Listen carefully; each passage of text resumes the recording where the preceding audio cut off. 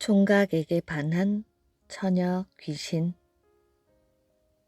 옛날에 한 고깃배가 흑산도 앞바다를 지나다가 풍랑을 만났습니다. 고깃배에는 10댓명의 뱃사람이 타고 있었지요. 집채만한 파도가 고깃배를 삼킬 듯이 덤벼들었습니다.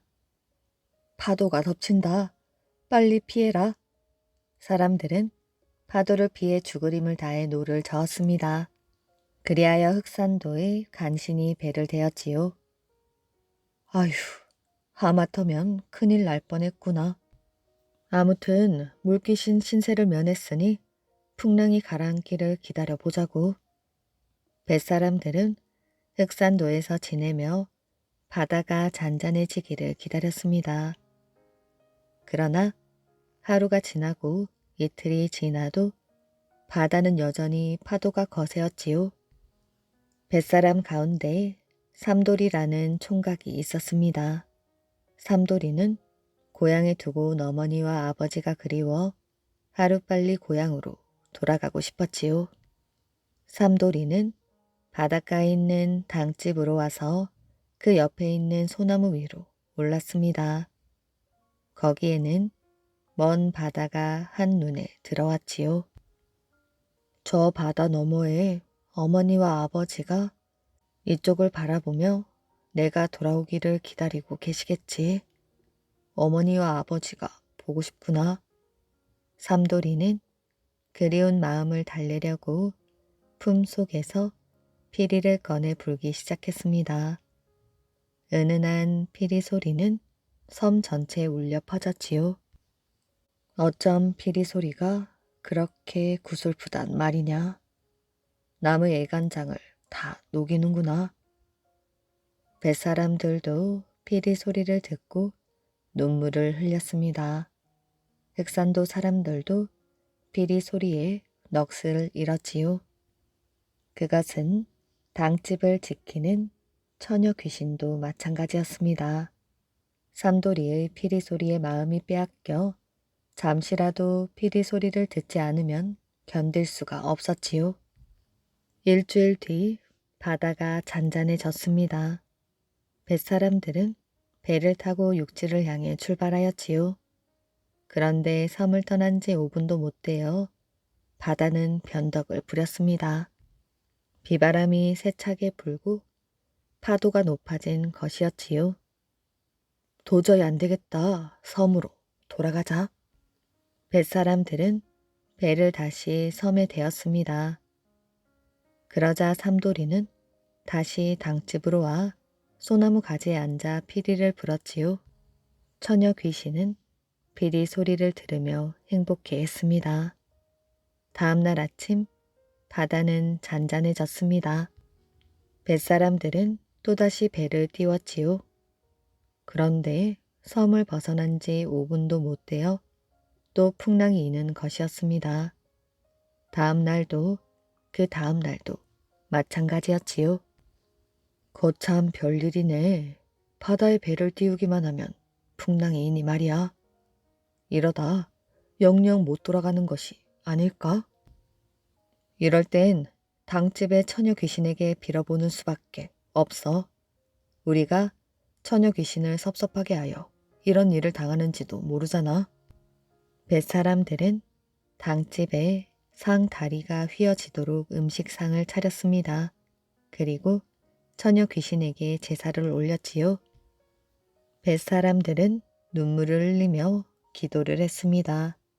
그때 갑자기 촛불이 꺼지더니 처녀 귀신이 뱃사람들 앞에 나타났지요. 뱃사람들은 일제히 마루 바닥에 엎드렸습니다. 처녀 귀신이 말하였지요. 여러분, 육지로 돌아가고 싶다고 했어요. 소원대로 해주겠어요. 그 대신 조건이 있습니다.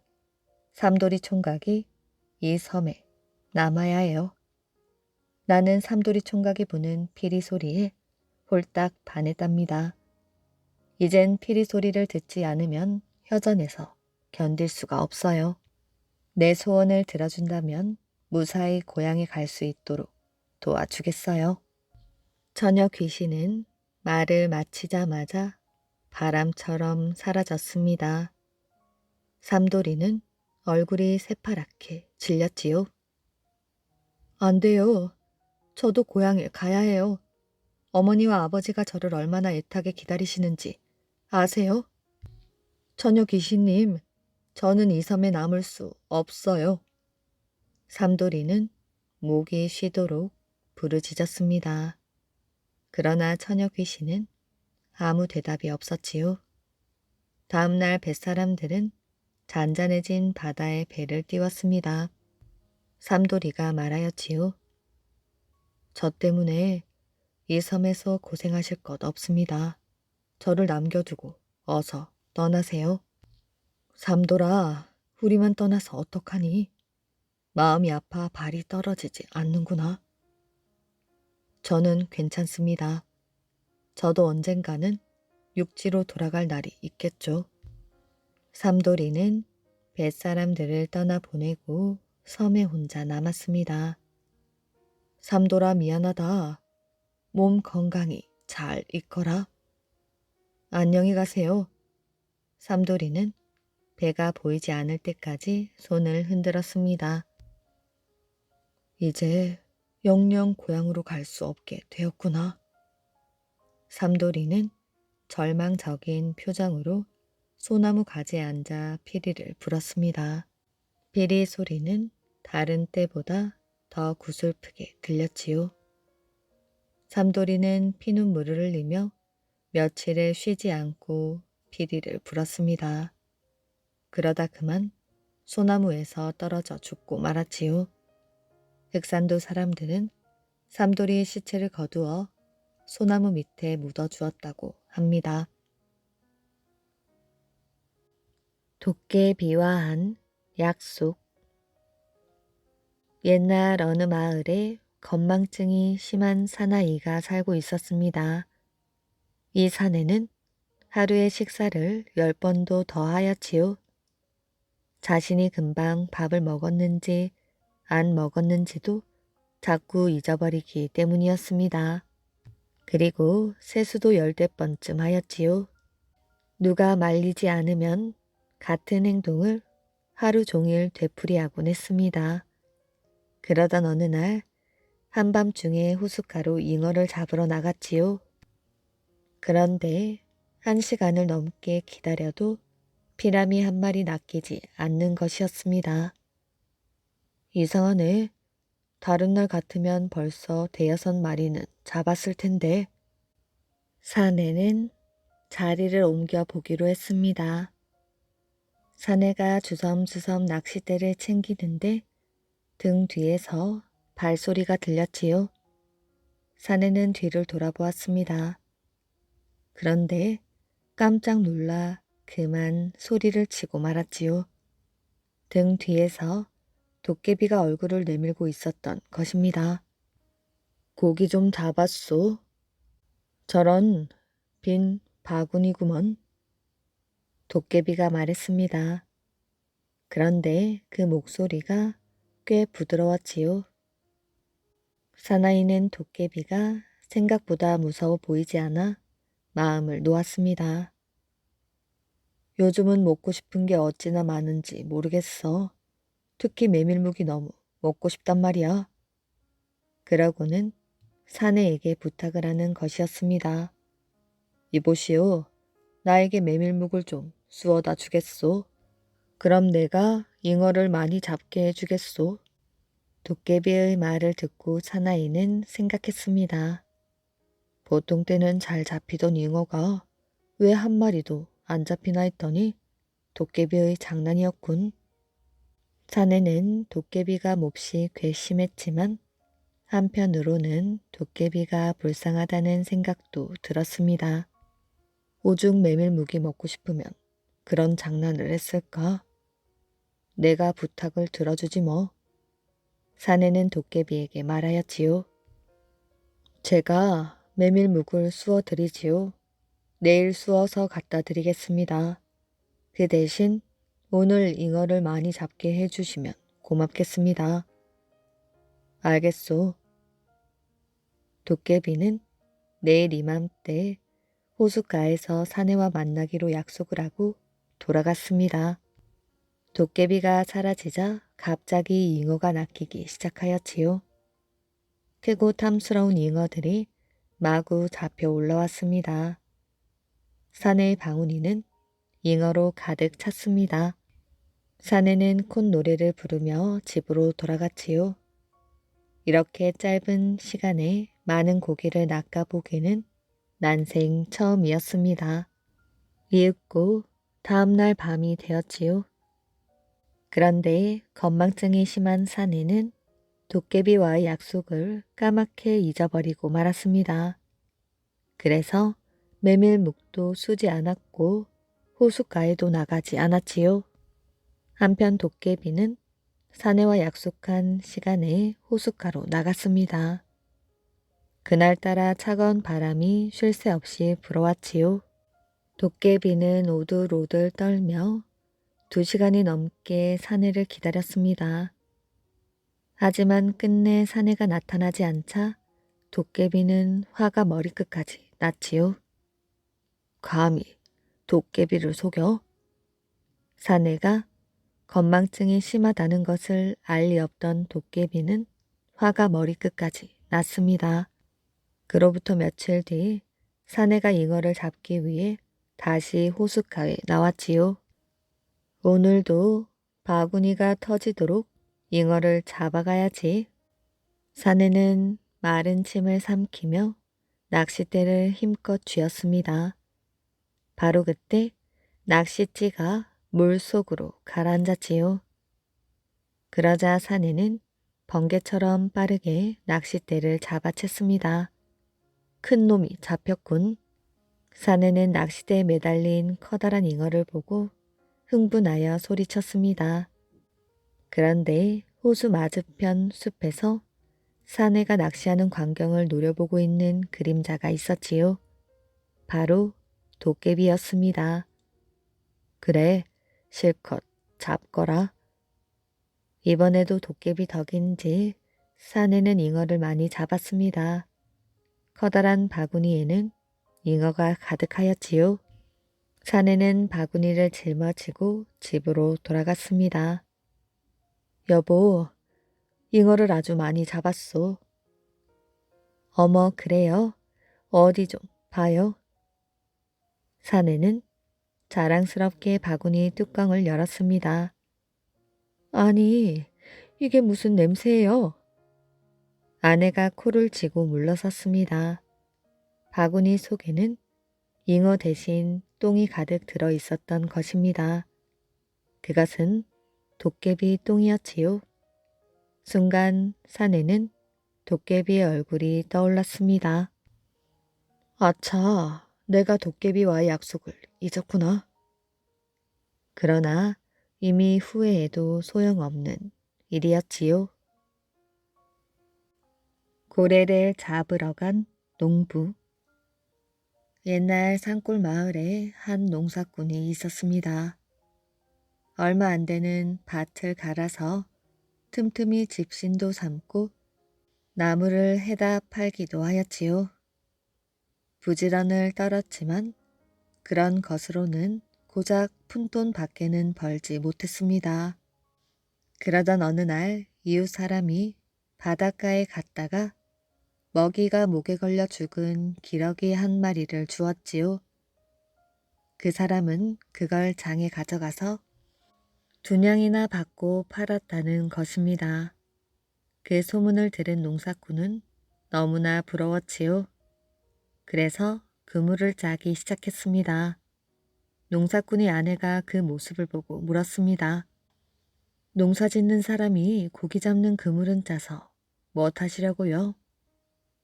이건 고기 잡는 그물이 아니라 새 잡는 그물이라오. 하늘에다 그물을 던져 새를 잡겠다는 거예요. 하늘에다 그물을 던지다니 어쩌면 그렇게도 머리가 안 돌아가오. 나는 이걸 가지고 바닷가에 가서 기러기 수천 마리를 잡아올 작정이란 말이오. 농사꾼은 며칠 동안 나무도 하지 않고 새 그물만 커다랗게 짰습니다. 아내가 허황된 꿈을 꾸지 말라고 말렸지만 소용이 없었지요. 마침내 새 그물을 다 짠 농사꾼은 그물을 가지고 바닷가로 갔습니다. 갯벌에 그물을 널따랗게 친 다음 한 끝을 자기 허리에 동여매고 엎드려서 기러기떼가 오기만을 기다렸지요. 잠시 후 기러기떼 수천 마리가 갯벌에 내려앉았습니다. 기러기들은 잠시 앉았다가 물고기 사냥을 할 참이었지요. 그런데 농사꾼이 쳐놓은 그물에 발이 걸려 잘 날지 못하고 푸드덕거리고 있었습니다. 그 모양을 본 농사꾼이 그물을 거두려고 벌떡 일어섰지요. 그러자 놀란 기러기들이 그물에 발이 걸린 채로 일제히 날아올랐습니다. 그물 한 끝을 허리에 동여맨 농사꾼의 몸도 따라서 공중에 붕 떠올랐지요. 농사꾼은 기러기들과 함께 허공을 날아갔습니다. 기러기떼는 바다 위를 날아가는 동안 하나 둘씩 그물에서 발이 빠졌지요. 결국 맨 나중에 남은 기러기마저 발을 빼고 날아가 버리니 농사꾼은 빈 그물만 매단 채로 바닷속에 풍덩 빠지고 말았습니다. 농사꾼이 어푸어푸하는 사이에 허리에 맨 그물이 풀어져 나갔지요.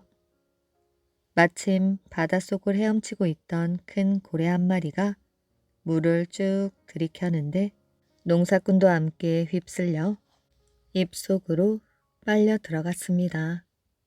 그리고 캄캄한 고래 뱃속 한가운데 쿵 하고 떨어지고 말았지요. 농사꾼은 고래 뱃속이 어떻게 생겼는지 궁금하여 우선 허리에 차고 다니던 쌈지에서 부싯돌을 꺼내어 담뱃대에 불을 붙였습니다. 담뱃대를 빨면서 담뱃불 빛으로 주변을 둘러보았지요. 고래 뱃속은 마치 커다란 동굴 같았습니다. 그리고 고래가 물을 들이켤 때 함께 뱃속으로 빨려 들어온 온갖 잡동사니가 굴러다니고 있었지요. 나무 의자며 책상 같은 것들도 있었습니다. 농사꾼은 마침 배가 고프던 참이라 우선 나무로 불을 피우고 허리춤에 차고 다니던 칼로 염통 한 귀퉁이를 싹둑 베어 구워 먹었지요. 생간이 눈에 좋다는 말이 생각나서 간도 좀 잘라 먹었습니다. 고래는 뱃속이 뜨겁고 아파서 펄펄 뛰다 죽어버렸지요. 파도가 죽은 고래를 물가로 밀어냈습니다.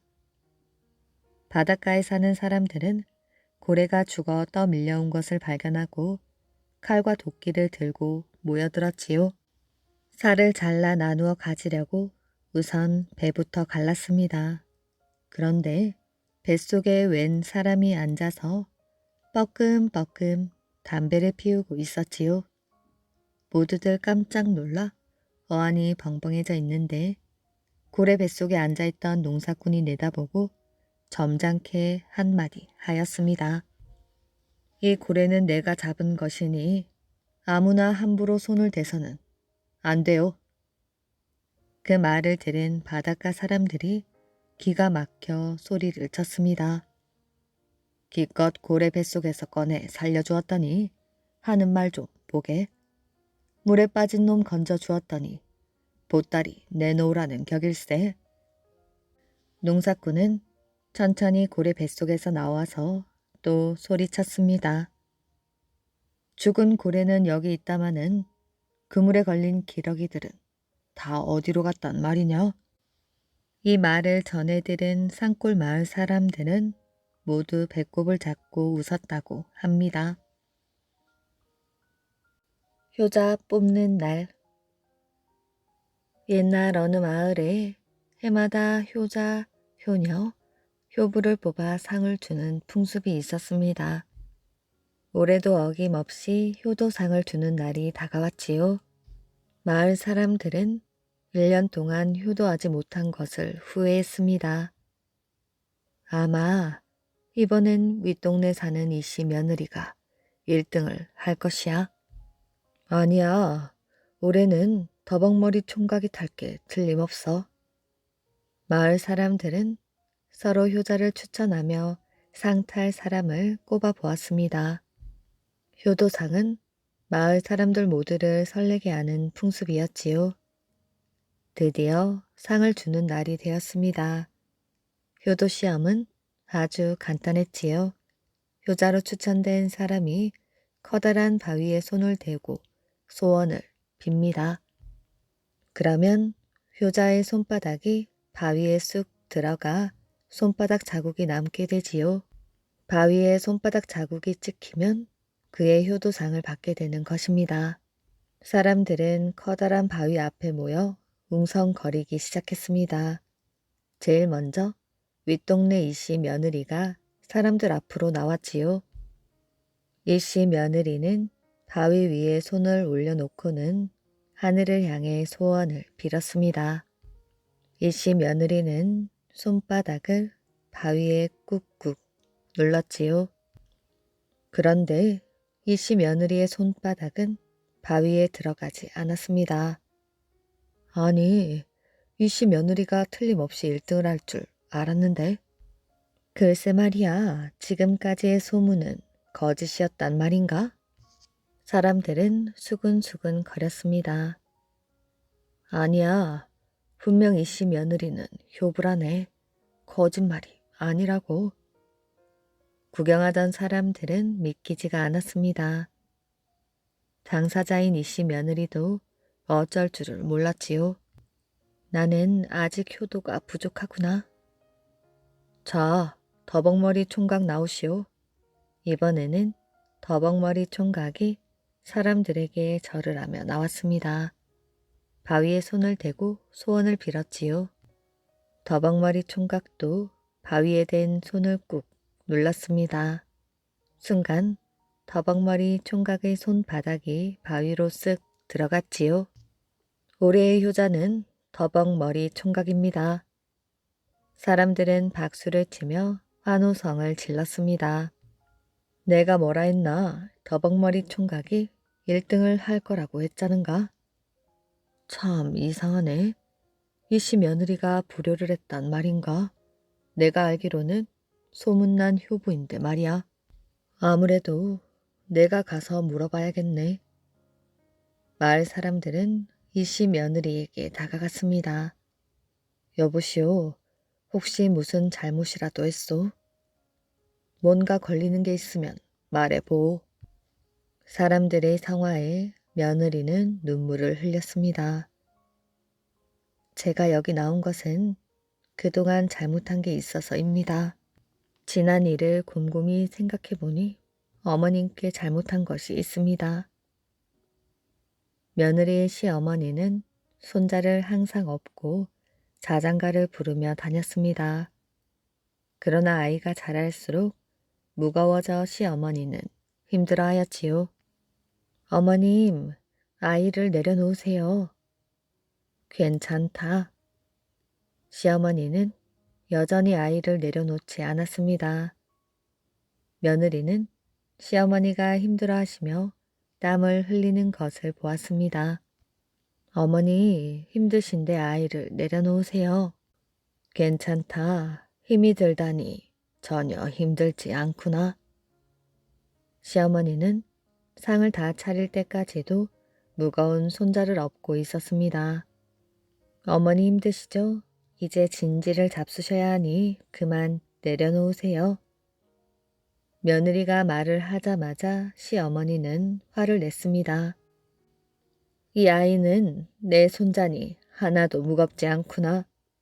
내가 좋아 업고 있는 것을 너는 3번씩이나 나를 탓하고 있으니 화가 나는구나.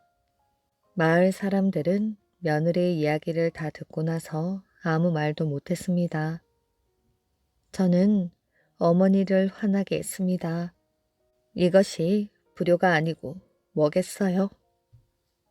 이보시오. 그것이 불효가 된다면 지금 고백했으니 다시 바위에 손을 얹어 보시오. 며느리는 마지못해 바위에 손을 얹어 보았습니다. 며느리의 손이 들어간다. 바위에 며느리 손이 쑥 들어갔습니다. 며느리의 손은 그 누구보다도 더 깊게 들어갔지요. 사람들은 그 며느리에게 1등 상을 주고 더벅머리 총각에게는 2등 상을 주자고 했습니다. 올해는 2명이나 효자가 나왔으니 우리 마을에 경사가 났소. 사람들은 손뼉을 치며 좋아했습니다. 마을에서 나이 많은 어른이 다음과 같은 말을 하였지요. 나이가 어려서 효도하기는 쉽고 나이가 들어서 효도하기는 어렵습니다. 또한 자식으로 친 부모에게 효도하기는 쉽고 남의 자식으로 시집 와서 시부모에게 효도하기는 어렵습니다. 그래서 더벅머리 총각도 훌륭하지만 며느리 효도가 더 훌륭한 것입니다. 그 후에도 마을에는 효자, 효녀, 효부가 많이 나왔다고 합니다. 집 잘 짓는 목수. 옛날 어느 고을에 집을 잘 짓는 목수가 있었습니다. 그는 한평생 집을 짓는 일을 하였지요. 그런데 지위가 높고 돈 많은 사람들은 목수를 무척 무시했습니다. 난 절대로 아들에게 목수 일을 가르치지 않을 것이야. 목수는 두 아들을 보며 다짐했습니다. 그런데 두 아들은 아버지가 하는 일을 무척 부러워하였지요. 아버지 손만 닿으면 통나무가 용이 되고 널빤지가 문이 되는 것이 신기하기만 했습니다. 아버지, 어떻게 하면 그렇게 멋진 집을 지을 수가 있어요? 뭐라고? 너희들은 절대 이런 일을 해서는 안 된다. 아버지는 두 아들이 목수 일에 조금이라도 관심을 갖기라도 하면 얼굴을 붉히며 화를 내었습니다. 올해는 묘양산에 와서 아름다운 집을 많이 지었지요. 아버지는 남의 집은 많이 지으시면서 우리 집은 왜 멋지게 짓지 않으세요? 두 아들은 아버지가 짓는 크고 멋진 집을 보면서 이상하게 생각했습니다. 깊은 산 속에 초막을 치고 끼니도 굶으면서 사는 것이 이해가 되지 않았지요. 우리도 기와를 얹은 집에서 살고 싶어요. 목수는 두 아들의 질문에 아무런 대답이 없었습니다. 두 아들은 초막에서 집 짓기 놀이를 하며 지내었지요. 두 아들은 무럭무럭 자랐습니다. 형, 아버지가 저를 짓느라 바쁘시니 우리가 집을 지어보면 어떨까? 아버지가 아시면 화내실 텐데. 형은 걱정이 되었습니다. 난 가서 나무를 해올 것이야. 형보다 손재주가 뛰어난 동생은 도끼를 가지고 산으로 올랐습니다. 두 형제가 나무를 하고 있는데 스님이 지나가다가 보았지요. 스님은 화가 나서 목수를 불렀습니다. 네 이놈, 어찌 어린 것들을 시켜 절에 나무를 짓게 하였느냐. 부처님을 모실 신성한 고시건을 아이들이 어지럽히게 만들다니. 아버지는 무릎을 꿇고 싹싹 빌었습니다. 당장 아이들을 산에서 내려보내도록 해라. 그렇지 않으면 천벌을 받을 것이야. 아버지는 하는 수 없이 두 아들을 내려보내야 했습니다. 너희들이 내 말을 듣지 않고 일을 저질렀구나. 두 아들은 어쩔 줄을 몰랐지요. 안 되겠다. 너희들을 내게 집 짓는 일을 가르쳐 주신 스승님께 보내야겠다. 대신 글과 무예는 익히고 집 짓는 것은 절대로 배워서는 안 된다. 아버지는 두 아들에게 다짐을 받고 스승 할아버지에게 보냈습니다. 스승 할아버지는 깊은 산 속에서 신선처럼 살고 있었지요. 할아버지는 두 사람을 친손자처럼 여기며 글과 무예를 가르쳐 주었습니다. 두 형제는 고마운 할아버지에게 집을 지어 드렸지요. 너희들의 손재주가 이렇게 뛰어난 줄은 몰랐구나. 두 형제가 지은 집을 바라보며 할아버지는 입을 다물 줄 몰랐습니다. 할아버지 곁에서 정말 많은 것을 배웠습니다. 감사합니다. 저희도 이만큼 자랐으니 고생하시는 아버지를 도와드리고 싶습니다. 할아버지는 두 형제의 말에 고개를 끄덕였습니다. 정말 기특하구나. 어서 가서 아버지를 도와 잘 모시도록 해라. 두 형제는 아버지를 찾아갔습니다. 아버지는 하얀 수염을 휘날리며 아름드리 나무를 깎고 있었지요. 아버지. 아버지는 두 아들을 끌어안으며 눈시울을 적셨습니다. 아버지, 이제부터는 저희가 아버지를 돕겠어요. 저희가 할 테니 아버지는 좀 쉬셔요.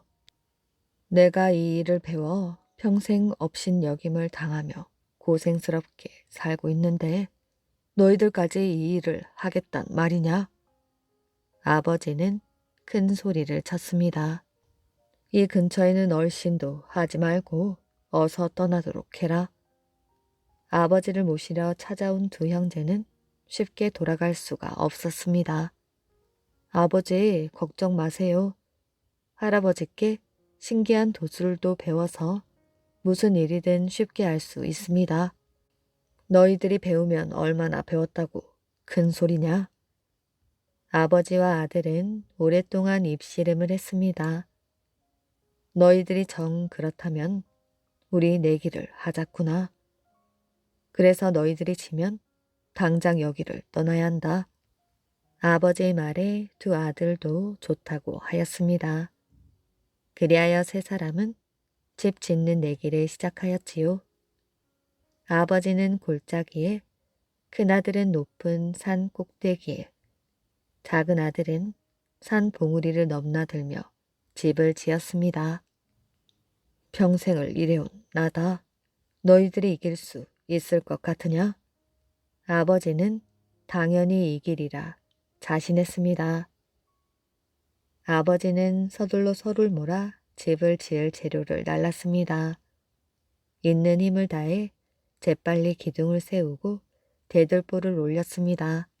그때 두 아들이 아버지를 찾아왔지요. 아버지, 우리가 집을 다 지었습니다. 어서 가서 보세요. 아버지는 깜짝 놀랐습니다. 아니 벌써 집을 다 지었단 말이냐? 예, 방에 불도 지펴놓고 아주 따뜻한 집을 지었습니다. 아버지는 믿어지지가 않았습니다. 먼저 큰아들이 산 꼭대기에 지은 집을 보러 갔지요.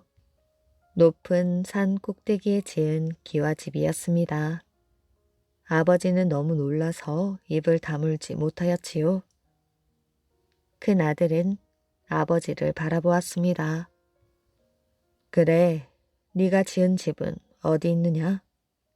아버지는 작은 아들을 바라보았습니다. 전 저 뒤에 벼랑 중턱에 지었어요. 아니, 저걸 정말 네가 지었단 말이냐? 이번에도 아버지는 할 말을 잃고 말았습니다. 작은 아들의 집은 하늘에 둥둥 떠다니는 구름 위에 지은 것 같았지요. 아버지는 두 아들이 지은 집을 둘러보면서 정신이 없었습니다. 내 생전 이런 집은 처음이로구나. 아버지, 여기서 사세요. 저희가 대신 일을 하겠어요. 그러자 아버지는 자리에서 벌떡 일어섰지요. 너희들이 나를 생각하는 마음은 잘 알겠다. 그러나 절대 너희들에게 집 짓는 일을 시킬 수는 없구나. 주먹을 쥔 아버지의 손은 무척 거칠었습니다. 나는 너희들의 할아버지가 돌아가셨을 때도 가보지 못하고 집을 지어야 했다. 끝내 할아버지 장례도 못 보았단다. 그리고 아버지는 목수 일을 하다 다친 손가락을 보여주었습니다. 이건 그때 다친 것이지. 내 처지가 답답하고 속상하다 보니 일을 하다 그만. 두 아들은 아버지의 슬픔을 조금씩 느낄 수가 있었습니다. 내 말을 듣지 않으려면 다시는 내 앞에 나타나지 말거라. 아버지는 가슴을 움켜쥐었습니다. 아버지, 더 이상 아버지를 괴롭히지 않겠습니다. 그리고 다른 좋은 일을 찾아보겠어요. 결국 두 아들은 아버지 말대로 산을 떠났습니다. 그 뒤 어느 누구도 두 형제가 어디로 갔는지 알지 못했다고 합니다. 지금도 맑게 갠 날이면 하늘을 떠받들고 있는 범왕봉 중턱에 집이 아슬아슬하게 보인다고 합니다. 원수에게 은혜를 베푼 소년. 옛날 어느 마을에 어릴 적 부모님을 모두 잃고 고아가 된 소년이 있었습니다.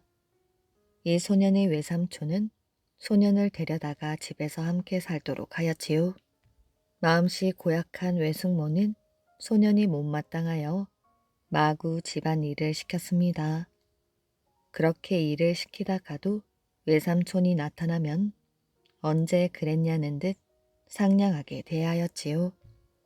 어느 겨울날 소년은 얇은 옷 한 장만 걸치고 산으로 올라갔습니다. 나무를 하기 위해 지게를 맸는데 먹을 것이 없어 다리가 자꾸 휘청거렸지요. 소년은 어머니의 산소에 들러 하염없이 눈물을 쏟아내었습니다. 소년은 어머니를 원망하다 산소에 엎어져 깜빡 잠이 들었지요. 아가, 불쌍한 내 아가, 네가 얼마나 고생이 많았느냐. 어머니는 눈물을 흘리며 소년 옆으로 다가왔습니다. 지금 곧바로 네가 나무하던 곳으로 가거라. 그곳에 죽순이 많이 나 있을 것이야. 그것을 한양에 가서 팔면 돈을 벌 수 있을 것이다. 어머니는 소년을 한참 바라보다가 사라져 버렸습니다. 소년은 어머니 말대로 나무를 하던 곳으로 달려갔지요. 그곳에는 파릇파릇한 죽순이 가득 돋아 있었습니다. 소년은 나무 대신 지게에 죽순을 가득 담았지요. 이것으로 돈을 벌어 다른 장사를 해야지. 소년은 희망에 부풀어 발걸음도 가벼워졌지요. 소년은 곧바로 한양으로 길을 떠났습니다. 아무 말 없이 집을 나와 외삼촌께 죄송하기도 하였지요. 하지만 자기가 사라져 주는 것이 삼촌네 가족들에게 도움이 될 거라 생각했습니다. 소년은 한양 장터에서 죽순을 팔았지요. 죽순은 겨울철 아주 귀한 것이어서 대감 집이나 부잣집으로 비싼 값에 팔려 나갔습니다. 소년은 생각보다 많은 돈을 벌었지요. 소년은 가슴에 돈을 품고 이리저리 돌아다니다 우연히 서당들로 들어서게 되었습니다.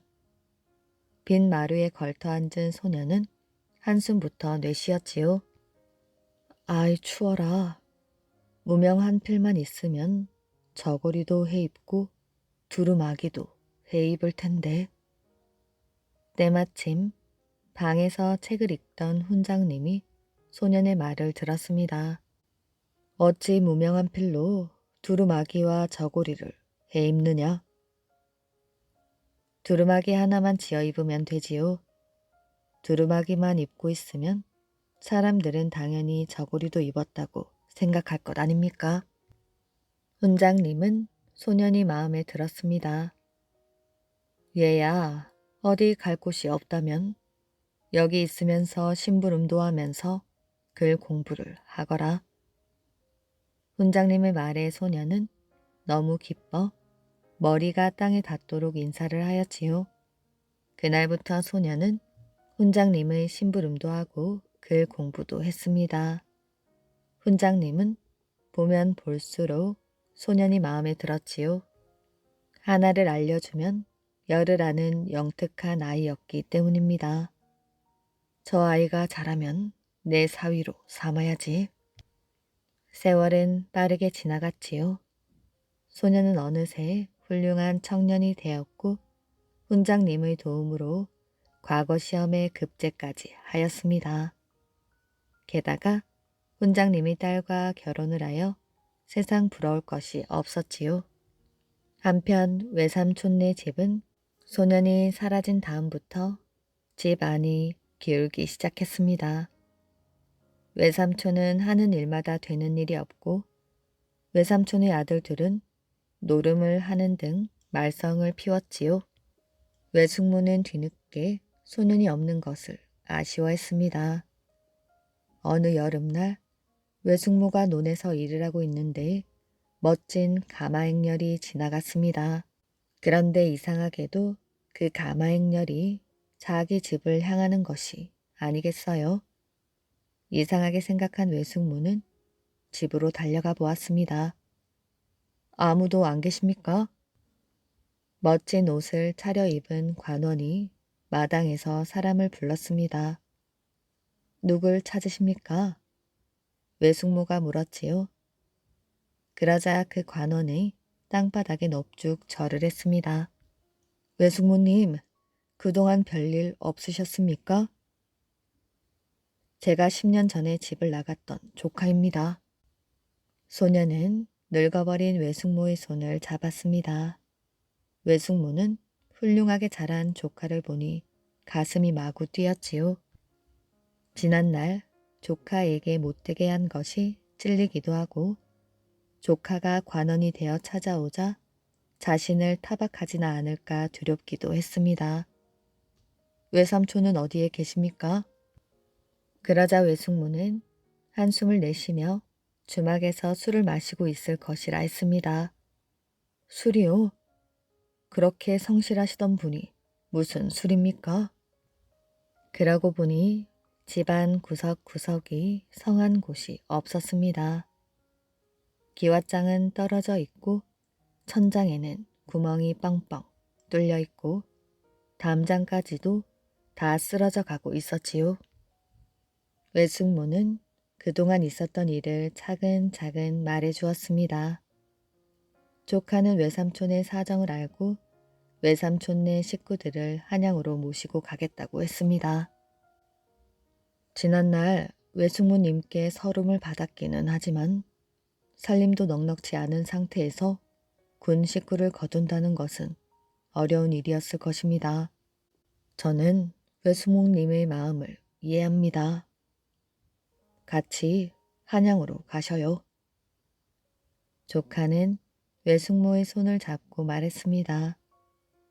그러자 외숙모는 조카의 너그러운 마음에 감동하여 엉엉 울고 말았지요. 조카를 따라 한양에 오게 된 외삼촌네 식구들은 조카의 얼굴에 먹칠을 하지 않기 위해서 열심히 살았습니다. 조카는 더욱 복을 받아 높은 벼슬에 올랐고 나라에서 인정받는 훌륭한 관원이 되었다고 합니다. 삼신 소녀와 인삼캐는 소년. 백두산 서쪽 기슭에 한 소년이 있었습니다. 소년은 손과 발을 쓰지 못하는 아버지와 앞 못 보는 어머니를 모시고 살고 있었지요. 소년은 부모님을 위해 인삼을 캐러 산에 갔습니다. 그러다가 어떤 소녀를 만나 인삼을 많이 캐가지고 왔지요. 소녀는 집에서 쓸 인삼을 빼고 나머지는 사람들에게 나누어 주었습니다. 그런데 인삼을 많이 캤다는 소문을 들은 도둑들이 소년을 찾아왔지요. 네가 인삼을 많이 캤다지. 당장 인삼을 내놓거라. 인삼은 한 뿌리도 없습니다. 있다고 하여도 도둑들한테 줄 것은 없지요. 뭐라고? 만약 내놓지 않으면 너를 살려주지 않겠다. 이 말을 들은 부모님은 손을 더듬어 괴짝을 열고 인삼을 꺼냈습니다. 인삼은 동네 사람들에게 나눠주고 이것밖에 없습니다. 제발 우리 아들을 살려주십시오. 부모님은 무릎을 꿇고 싹싹 빌었습니다. 도둑들은 인삼을 빼앗아가면서 소년을 발로 차고 때렸지요. 다음날 마을 사람들이 찾아왔습니다. 이런 못된 놈들 같으니라고. 사람들은 소년을 보고 혀를 찼습니다. 이것 바꿔라. 네가 이 인삼만 갖고 있었더라면 이렇게 다치진 않았을 게 아니냐. 사람들은 인삼을 내놓았습니다. 아니에요. 인삼이 많았어도 도적들은 이렇게 했을 거예요. 다친 곳이 나으면 다시 인삼을 캘 수 있으니 걱정 마세요. 밤이 되자 소녀는 몸이 쑤시고 아파서 잠을 이룰 수가 없었습니다. 그런데 그때 방문이 삐죽 열렸지요. 인삼 향기를 풍기면서 어느 소녀가 사뿐사뿐 걸어 들어왔습니다. 당신은 정말 마음이 착하군요. 내일 아침 해돋이 때 벼랑 소나무 밑으로 찾아오세요. 말을 마친 소녀는 생긋 웃더니 나갔습니다. 소년이 소녀를 쫓아가며 불렀지만 소녀는 사라지고 없었습니다. 꿈에서 깬 소년의 몸은 하늘을 날 것처럼 가벼웠지요. 어둑어둑한 새벽, 소녀는 소녀가 가르쳐준 곳으로 뛰어갔습니다. 소녀는 소나무 밑을 차근차근 살펴보았지요. 혹시 이건 종자삼이 아닌가? 소나무 아래 바위 틈에는 빨간 열매가 달린 인삼이 있었습니다. 종자삼은 캐는 게 아니라고 했는데. 소녀는 삼신 소녀의 말이 생각나서 머뭇거리고 있었습니다. 왜 그러고 있어요? 삼을 캐어 가셔야지요. 소녀는 생글생글 웃으며 삼꽃 속에서 걸어 나왔습니다. 걱정 말고 어서 캐어 가세요. 캔 삼을 이끼로 싸고 분 나무 껍질로 감으세요. 붉은 실로 인삼 허리를 묶은 뒤 바람이 잘 통하는 곳에 두어야 해요. 소녀는 미소를 지으며 사라졌습니다. 참 굵기도 하지. 보통 인삼과는 다른 것 같구나. 아들의 이야기를 들은 부모들은 무척 기뻤습니다. 어머니는 낡은 장롱에서 붉은 실을 꺼냈습니다. 이 실은 내가 결혼할 때 쓰던 실이란다. 아들은 어머니가 주신 붉은 실로 인삼 허리를 메고 이끼와 분 나무 껍질로 싸서 장롱에 넣어 두었습니다. 다음 날 일하러 갔다가 돌아온 소녀는 깜짝 놀랐습니다. 가마솥에 밥이 지어져 있고 집 안에는 향기가 가득했지요. 아버지 어머니, 누가 다녀갔나요? 글쎄, 내가 저녁을 지으려고 부엌에 갔는데 어떤 여자가 나를 옆에 앉혀놓고는 저녁을 짓고 사라졌단다. 그날 밤 소녀는 잠이 오지 않았습니다. 도대체 누굴까? 소년이 스르르 잠이 들려고 할 때쯤 향긋한 냄새가 또다시 코를 찔렀습니다. 눈을 살며시 떠보니 소녀가 달을 보며 앉아 있었지요. 누구시길래 나를 도와주는 건가요? 저는 백두산 인삼신의 딸이에요. 저희 부모님은 당신의 착한 마음에 감동하셨지요. 앞으로 당신을 도와 백두산 인삼을 가꾸면서 살라고 하셨어요. 소녀는 삼신 소녀가 고마웠습니다. 이게 만일 꿈이 아니라면 찬물 한 그릇만 떠다 주시겠어요? 소녀는 얼굴을 살짝 붉히며 일어나 물을 떠왔습니다. 소녀는 물을 벌컥벌컥 마셨지요. 소녀님, 베풀어 주신 은혜만 해도 갚을 길이 없는데 어찌 가난한 저희 집에서 살겠어요? 그런 생각은 마셔요. 제 가슴에 2벌 감긴 붉은 실을 1벌 풀어서 당신의 가슴에 감으세요. 그러면 저는 이 집에서 살게 될 것입니다. 소녀는 삼신 소녀의 가슴에 있는 붉은 실을 1벌 풀어내어 자신의 가슴에 감았습니다. 그 후 소녀는 삼신 소녀와 결혼하였지요. 삼신 소녀는 날마다 샘물터에 나갔습니다.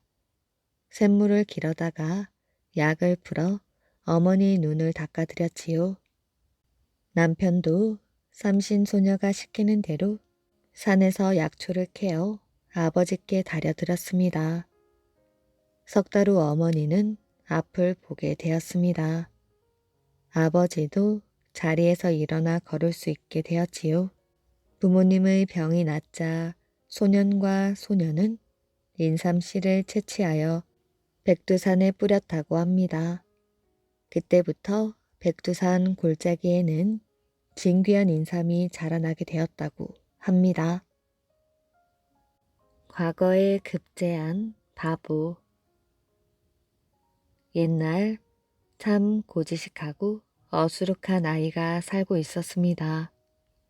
이 아이는 누가 무엇을 시키면 곧이곧대로 할 줄만 알았지 딴 생각은 전혀 할 줄 몰랐습니다. 그래서 다른 사람들에게 바보라고 놀림을 받았지요.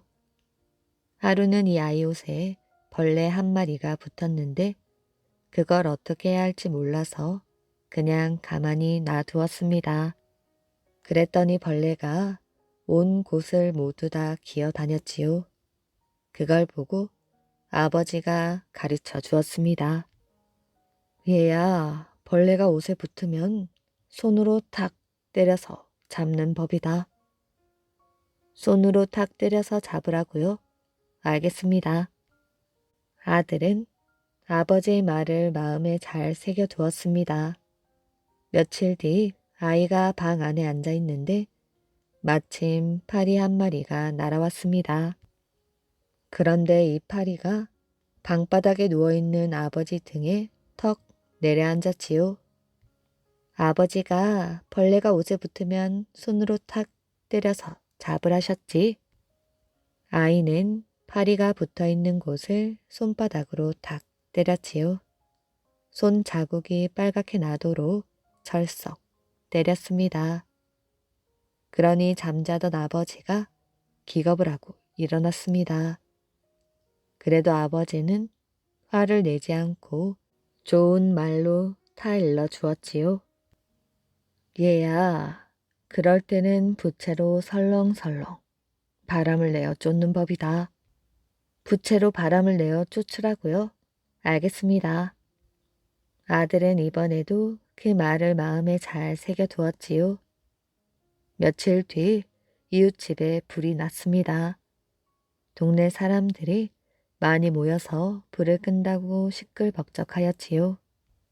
그런데 이 아이가 보니 불 속에 검은 불티가 많이 날아다녔습니다. 그게 마치 팔이 날아다니는 것 같았지요. 아버지가 저런 건 부채로 설렁설렁 바람을 내어 쫓으라셨지? 아이는 부채를 가져와서 설렁설렁 붙였습니다. 불난 집에 부채질을 한 것이지요. 그러니 고약한 놈이라고 동네 사람들에게 욕만 먹고 쫓겨났습니다. 그 모습을 보고 아버지가 또 좋은 말로 가르쳐 주었지요. 얘야, 그럴 때는 물을 길어와서 끼얹는 법이다. 물을 길어와서 끼얹으라고요? 알겠습니다. 며칠 뒤 이웃집 옆을 지나다 보니 저녁밥을 짓느라고 부엌 아궁이에 불을 떼고 있었습니다. 저기 불이 났네. 아버지가 그러는데 저럴 땐 물을 길어와서 끼얹으라셨지. 아이는 당장 물 한 동이 길어와서 부엌 아궁이에 대고 끼얹었습니다. 불 때는 아궁이에 물을 끼얹어 놓았으니 어떻게 되겠어요? 주인이 노발대발 야단이 났습니다. 이번에도 욕만 실컷 먹고 쫓겨났지요. 그 꼴을 보고 아버지가 허허 웃으며 아이고 얘야 너처럼 하기도 쉽지 않으니 그것도 남이 못 따를 재주로구나. 그러고는 그날부터 데리고 앉아 글을 가르쳤습니다. 이 아이는 부지런히 글 공부를 하였지요. 잠깐이라도 한눈 파는 법이 없고 아버지의 말을 흘려 듣는 법도 없었습니다. 아버지가 가르쳐주면 가르쳐주는 대로 꼭 그대로 배웠지요. 그렇게 열심히 하여 몇 해가 지나니 더 배울 것 없을 만큼 되었지요. 그래서 과거를 보았는데 보기 좋게 급제를 했습니다. 이게 다 아버지 덕이었지요. 아무리 바보짓을 해도 야단 치지 않고 그걸 다 재주로 봐주었으니까요. 이야기 재미있게 잘 들으셨나요? 오늘의 이야기는 여기까지입니다. 오늘도 이야기를 들어주셔서 정말 감사합니다. 오늘도 편안한 밤 되시길 바랍니다.